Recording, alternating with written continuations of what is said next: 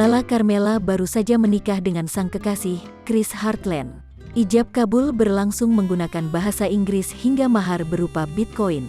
Kabar bahagia datang dari penyanyi Lala Carmela. Ia baru saja melepas masa lajang. Lala Carmela resmi menikah dengan sang kekasih, Chris Heartland pada Selasa, tanggal 21 Desember tahun 2021. Melalui unggahan di Instagram Story, Lala memperlihatkan suasana pernikahannya. Ia dan Chris tampil serasi memakai busana adat Jawa berwarna putih di momen akad nikah. Lala pun terlihat menawan dengan make up yang soft.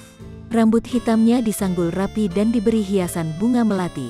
Rangkaian bunga aneka warna mendominasi venue akad nikah Lala dan Chris. Ada pula backdrop warna abu-abu dengan nama kedua mempelai.